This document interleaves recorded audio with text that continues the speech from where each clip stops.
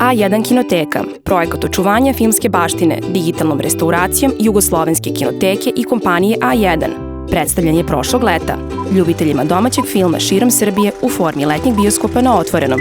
Tokom avgusta i septembra, vikend bioskop organizovan je u Kraljevu, Kruševcu, Somboru, Nišu i Novom Sadu. Na ovaj način želeli smo da oživimo letnju kulturnu ponudu u ovim sredinama, kao i da omogućimo stanovnicima ovih gradova da se bolje upoznaju i osete duh našeg projekta. Posetioci su pod otvorenim nebom na poznatim gradskim lokacijama, uživaju u stvarenjima domaće kinematografije. Bal na vodi, Majstori. Leto je krivo za sve. Sada u kvalitetu slike i zvuka kakav ovi filmovi zaslužuju.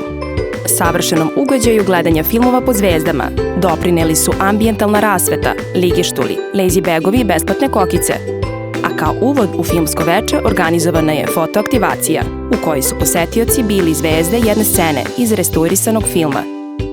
Građani su na projekcije pozivani putem društvenih mreža, SMS-a, plakata i lokalnih medija, a A1 promo tim je na centralnim ulicama uz poziv na projekciju kroz filmski kviz testirao i znanje prolaznika o klasicima domaće kinematografije.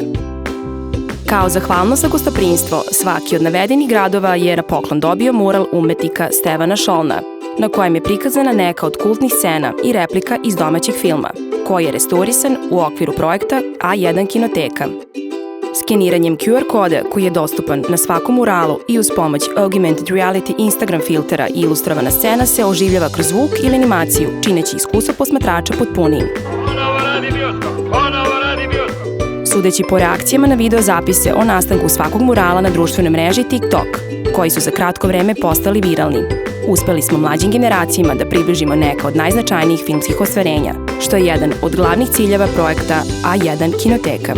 Probudili smo veliko interesovanje u svim gradovima, čemu svedoče i brojni posetioci na svim događajima i aktivacijama, a oduševljenje se moglo videti i po reakcijama na društvenim mrežama.